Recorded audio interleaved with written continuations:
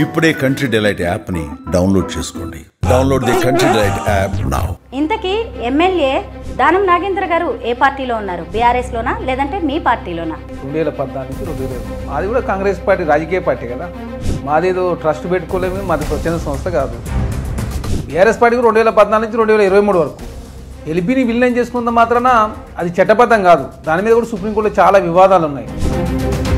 రాజ్యసభలో TDP ఎల్పీని Bharatiya Janata party విలీనం చేసుకున్నారు. టీడీపీ ఎట్లా ఉంది ఆంధ్ర రాష్ట్రంలో? తెలంగాణ రాష్ట్రంలో టీడీపీని కూడా మెర్జ్ చేసుకున్నారు, బీఎస్పీని మెర్జ్ చేసుకున్నారు, సిపిఐని కూడా మెర్జ్ చేసుకున్నారు. దాదాపు బీఆర్ఎస్ ప్రభుత్వం 68 మంది ఎమ్మెల్యేలని కాంగ్రెస్ పార్టీకి 12 మంది తీసుకొని, టీడీపీ నుంచి 2 తీసుకొని, తెలంగాణ రాష్ట్రంలో ప్రజాస్వామ్యం లేకుండా చేసి మీ ఆయన 68 మందిని ఆయన బీఆర్ఎస్ ఎమ్మెల్యే అవుతారా లేదంటే కాంగ్రెస్ లీడరా? చెప్తా ఉన్నాం కదా. తను బీఆర్ఎస్ పార్టీ చెప్పి తను వాంగ్మూలం ఇచ్చిన తర్వాత మేము కాంగ్రెస్ పార్టీ ఎట్లా అంటాము? కాంగ్రెస్ ఎంపీగా గెలిచి ఉంటే కాంగ్రెస్ లోనే ఉండేవారుగా. ఎంపీ కాంగ్రెస్ ఉంటే ఎమ్మెల్యేకి రాజీనామా చేసేవాళ్ళు కదా. కాబట్టి టెక్నికల్ గా అందరికీ అంటే ఓడిపోవడం వల్ల ఇప్పుడు బీఆర్ఎస్ ఎమ్మెల్యే అని చెప్పుకొస్తున్నారా? అట్లని కాదు. చట్టం అనేది అందరికీ, గతంలో కేసీఆర్ గారికి ఏ చట్టం ఉందో, గతంలో భారతీయ జనతా పార్టీకి ఏ చట్టం ఉందో, గతంలో అందరికీ ఏ చట్టం ఉందో, దానం నాగేంద్ర గారికి అదే చట్టం ఉంది. ఆ వెంట ఉంటారు అని ఖైరతాబాద్ ప్రజలు బీఆర్ఎస్ పార్టీ అభ్యర్థిగా ఉన్న ఆయన్ని ఎమ్మెల్యేగా గెలిపించారు. కానీ ఆయన ఏం చేశారు? ఇక్కడ ప్రజల ఆకాంక్షలను పక్కన పెట్టి కాంగ్రెస్ ఎంపీ అభ్యర్థిగా అక్కడ పోటీ చేసిన విధానాన్ని ఎలా చూడాలి? ఇప్పుడు ఖైరతాబాద్ నుంచి కాంగ్రెస్ బీఆర్ఎస్ పార్టీని గెలిచిండు. మరి నాకు వచ్చిన నష్టమేంటి? బీఆర్ఎస్ పార్టీ వచ్చిన తర్వాత మీరు తెలంగాణ దోసుకు తిన్నారు తప్ప తెలంగాణను డెవలప్మెంట్ చేయలేదు. తెలంగాణ తాగుబోతు తెలంగాణ, తిరుగుబోతు తెలంగాణ రాష్ట్రంలో పార్టీ ఫిరాయింపు పాల్పడేది మీరు. 20 సంవత్సరాల చరిత్రలో బీఆర్ఎస్ పార్టీ కనుమరుగవుతాం. మీరు చూస్తారు రేపు జూబ్లీ ఎలక్షన్లో. అందరికీ నమస్కారం, నేను Swaroopa Potlapalli. Welcome to Suman TV. నేను బీఆర్ఎస్ ఎమ్మెల్యేనే, ఆ పార్టీలోనే ఉన్నాను. నా నియోజకవర్గ అభివృద్ధి పనుల కోసం సీఎం రేవంత్ రెడ్డిని కలిశాను. అప్పుడు ఆయన నాకు కప్పింది 3 రంగుల జెండా మాత్రమే, కాంగ్రెస్ జెండా కాదు అని చెప్పుకొచ్చారు ఖైరతాబాద్ ఎమ్మెల్యే దానం నాగేందర్. గతంలో ఆయన కాంగ్రెస్ ఎంపీ అభ్యర్థిగా పోటీ చేశారు. ఇంతకీ దానం నాగేందర్ ఏ పార్టీలో ఉన్నారు? ఆయన చెబుతున్న మాటల వెనుక ఉన్న అంతరార్థమేంటి? ప్రస్తుతం నాతో పాటు ఉన్నారు కాంగ్రెస్ అధికార ప్రతినిధి చరణ్ కౌశిక్ యాదవ్. ఆయనతో మాట్లాడి ఇవాళ దానం నాగేందర్ గారి గురించి అనేక విషయాలు తెలుసుకుందాం. నమస్తే చరణ్ గారు. నమస్తే. ఇంతకీ ఎమ్మెల్యే దానం నాగేంద్ర గారు ఏ పార్టీలో ఉన్నారు? బీఆర్ఎస్ లోనా లేదంటే మీ పార్టీలోనా? దానం నాగేంద్ర గారు అంటే బీఆర్ఎస్ పార్టీ రాజకీయం చేసింది 2014 నుంచి 2020. మాది కూడా కాంగ్రెస్ పార్టీ రాజకీయ పార్టీ కదా.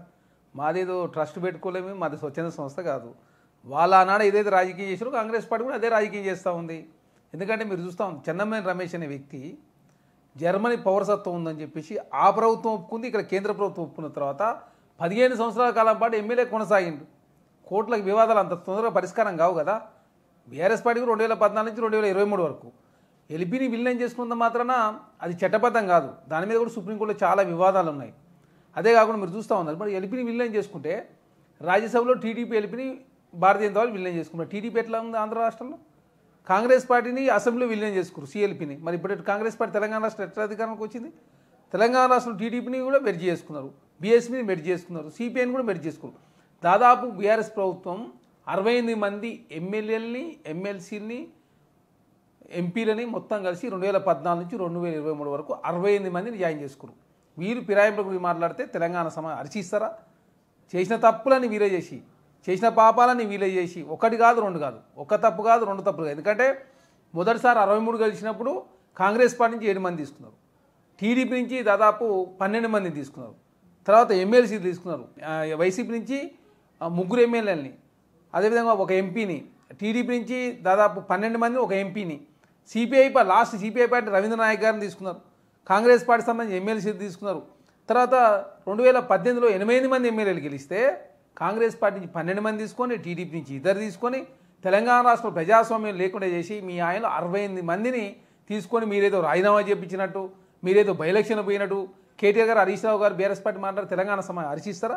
మీకైతే ఏ చట్టాలు ఉన్నాయో ఇప్పుడు కాంగ్రెస్ పార్టీలోకి వచ్చిన వాళ్ళకు కూడా అదే చట్టాలు ఉంటాయి కదా. మీరైతే రాజకీయం చేస్తూ కాంగ్రెస్ పార్టీ అదే చేస్తుంది కదా. మీ పార్టీ 20 సంవత్సరాలు అయితే మా పార్టీ పెట్టి 120 సంవత్సరాలు అవుతా ఉంది కదా.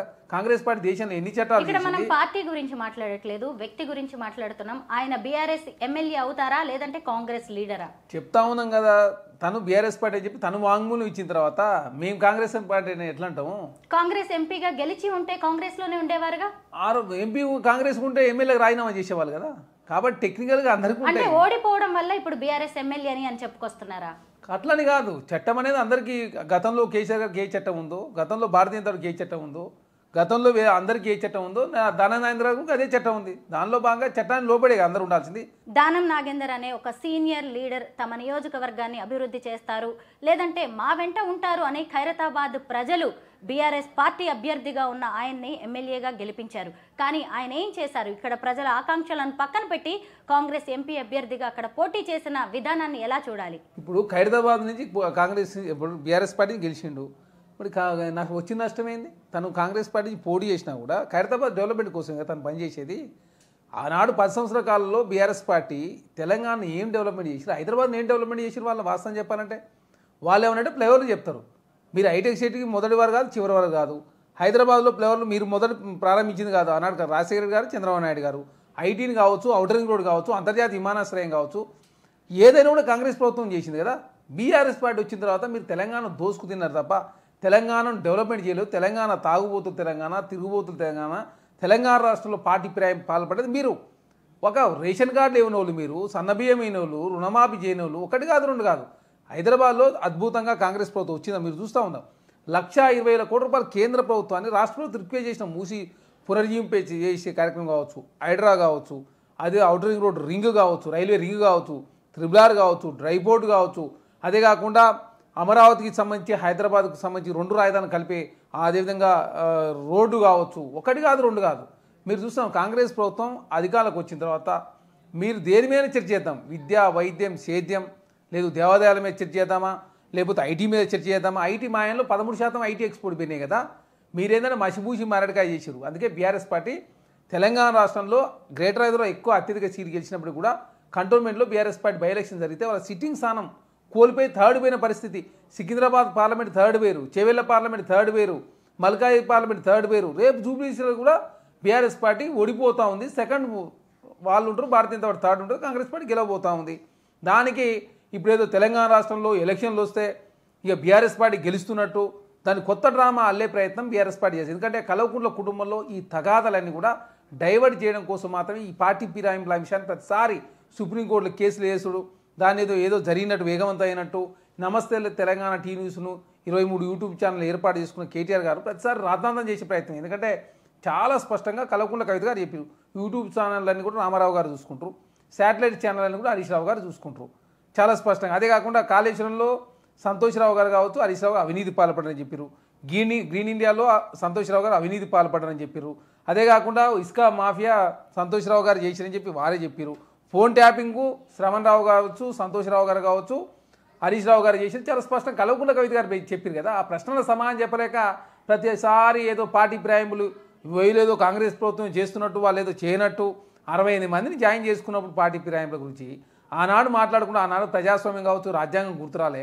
ఈనాడు కాంగ్రెస్ ప్రభుత్వం తెలంగాణ రాష్ట్రంలో ప్రజలు 5 సంవత్సరాల కాలం పాటు ఉండాలని చెప్పేసి అధికారం తీసుకొచ్చిన ప్రభుత్వం కూర్చే ప్రయత్నం చేసినప్పుడు బీఆర్ఎస్ పార్టీలో ఉన్న వాళ్ళు చాలామంది స్వచ్ఛందంగా కాంగ్రెస్ పార్టీ మద్దతు ఇస్తూ ఉన్నారు. దానిలో భాగంగా వాళ్ళ డెవలప్మెంట్ కోసం ముఖ్యమంత్రి గారు ఏమైనా అంటరాని వారా, లేకపోతే ప్రభుత్వంలో ఉన్న వాళ్ళు ఏమైనా అంటరాని వల్ల అంటే ప్రతిపక్ష సంబంధించిన ఎమ్మెల్యేలు ముఖ్యమంత్రిగా కలవుతా? గతంలో ఆ సంస్కృతి లేదు. కేసీఆర్ ఎవరిని కలిసేవారు కాదు, ప్రగతి భవన్లో ఎవరికి ప్రవేశం లేదు, ఫామ్ హౌస్లోకి ఎవరు రానిచ్చేవాళ్ళు కాదు. కాబట్టే ఎవరు కేసీఆర్ గారు కలవలే. ఇప్పుడు కాంగ్రెస్ ప్రభుత్వంలో ముఖ్యమంత్రి గారు రోజుకు 18 గంటలు అందుబాటులో ఉంటా అన్నాడు. ప్రజా సమస్యల మీద ఎవరైనా ఎమ్మెల్యేలు వచ్చినప్పుడు కానీ ఆ సమస్య పరిష్కరించే ప్రయత్నం ప్రభుత్వం ముందుకు పోతా ఉంది. ప్రతిపక్షాలకు అసెంబ్లీలో అవకాశం ఇస్తుంది కాంగ్రెస్ ప్రభుత్వం. కాబట్టి చాలామంది ఎమ్మెల్యేలు కలుస్తూ ఉంటారు. ఇప్పుడు ఈ 10 మందే కాదు, ఇంకా చాలామంది కలుస్తుంటారు కదా. అంటే కలిస్తే పార్టీ మారినట్ట కాదు కదా.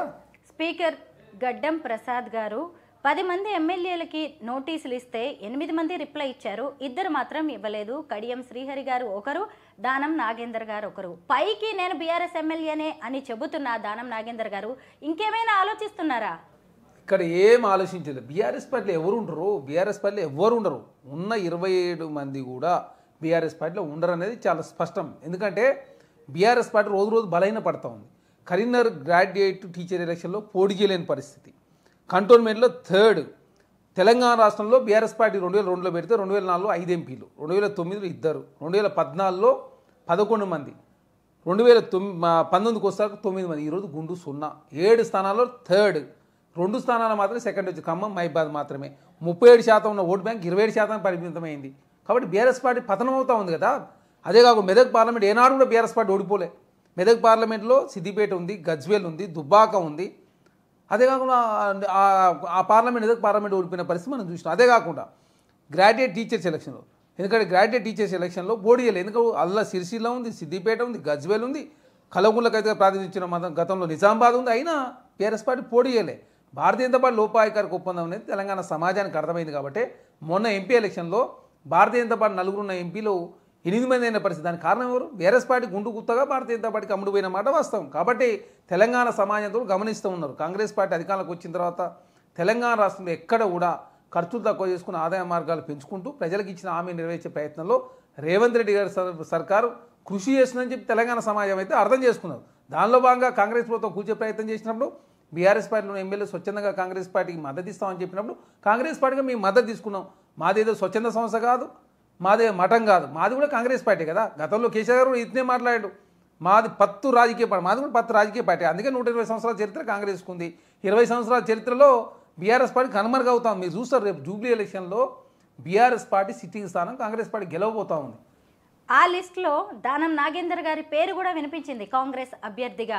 అంటే బీఆర్ఎస్ ఎమ్మెల్యేగా ఆయన రాజీనామా చేసి జూబ్లీ హిల్స్ అభ్యర్థిగా కాంగ్రెస్ తరఫున పోటీ చేయబోతున్నారు అని. కానీ పైకి మాత్రం దానం నాగేందర్ గారు నేను పోటీ చేయట్లేదు అని అంటున్నారు. రాజకీయాల్లో ఏమైనా జరగచ్చు, భవిష్యత్తులో ఆయన పేరు ఉండే అవకాశం ఉందా? మేడం, రాజకీయాల్లో ఏదైనా సాధ్యమే. ఎందుకంటే మీరు చూస్తూ ఉన్నారు భారతీయ జనతా పార్టీతో పొత్తు పెట్టుకున్న వాళ్ళు కూడా పొత్తు పెట్టుకున్న పరిస్థితి. ఎందుకంటే జమ్మూ కాశ్మీర్లో మహబూబా ముఫ్తీ భారతీయ జనతా పార్టీ పొత్తు పెట్టుకున్న మాట వాస్తవం. ఎల్జేపీ చిరగ్ పాశ్వాన్ను పశుపత్ పాశ్వాన్ను ఎల్జేపీ నుంచి ఫస్ట్ కేంద్ర మంత్రి చేసింది భారతీయ జనతా పార్టీ. తర్వాత అబ్బాయిని గెలిచింది. తర్వాత అబ్బాయికి సీట్ రానే బాబాయిని పక్క పెట్టి అబ్బాయిని భారతీయ జనతా పార్టీ కేంద్ర మంత్రి చేసిన పరిస్థితి మనం చూస్తూ ఉన్నాం. రాజకీయాల్లో ఏదైనా సాధ్యమే.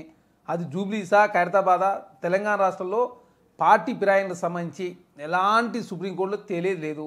ఇవాళ అయ్యేది లేదు, సచ్చేది లేదు. అప్పటికే 2 సంవత్సరాలు అయింది, ఇంకా 3 సంవత్సరాలు మాత్రం ఉన్నది. ఈ మధ్యలో జమిలీ ఎలక్షన్లు అంటున్నారు. ఇప్పటికే బీఆర్ఎస్ పార్టీ రేపు ఎలక్షన్లు వచ్చినా గెలిచే పరిస్థితి లేదు. ఆ ఉన్న ఎమ్మెల్యేలు ఉండరో అదే అర్థం కాక కుటుంబ తగాలతో కొట్టుమిట్టాడుతూ ఉంది బీఆర్ఎస్ పార్టీ. ఎందుకంటే మీరు చూస్తూ ఉన్నారు షర్మిల గారు ఆంధ్ర రాష్ట్రంలో జగన్మోహన్ రెడ్డి గారిని ఏ విధంగా రెండోసారి అధికారం రాకుండా షర్మిల గారు అడుగున్నారు. ఆమె గెలవకపోవచ్చు కాక తెలంగాణ రాష్ట్రంలో కేటీఆర్ గారిని కలవకుండా కవిత అడుగునే ప్రయత్నం జరుగుతాం. ఇప్పుడు దేశంలో చాలా ఎగ్జాంపుల్, 1 కాదు 2 కాదు. ఎందుకంటే అఖిలేష్ యాదవ్ గారిని అపర్ణ యాదవ్ రూపంలో ఆనాడు అక్కడ ఉత్తరప్రదేశ్లో అడుగుతున్నారు. షర్మిల గారు అదేవిధంగా ఆంధ్ర రాష్ట్రం జగన్మోహన్ రెడ్డి గారు, ఇక్కడ కేటీఆర్ గారు కావచ్చు, బీఆర్ఎస్ పార్టీ. కుటుంబ తగాదాలు అనేది ఒకసారి పవర్ పోవడానికి ఉపయోగపడుతుంది. అది స్టాలిన్ కుటుంబంలో కూడా అదే జరిగింది, లల్లు ప్రసాద్ కుటుంబంలో అదే జరిగింది, అదే కాకుండా ఉద్ధవ్ ఠాక్రే గారి కుటుంబంలో అదే జరిగింది, తెలంగాణ రాష్ట్రంలో కల్వకుంట్ల కుటుంబంలో అదే జరిగింది.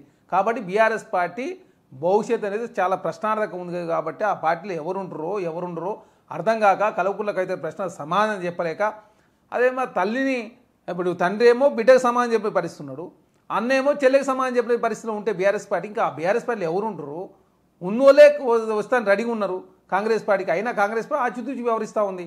నేను బీఆర్ఎస్ ఎమ్మెల్యేనే అని దానం నాగేందర్ గారు చెబుతున్నా భవిష్యత్తులో ఏమైనా జరగచ్చు అని కాంగ్రెస్ నేతలు చెబుతున్నారు. చూద్దాం దానం నాగేందర్ గారి అడుగులు ఎటువైపు పడబోతున్నాయో. Thank you so much Charan గారు.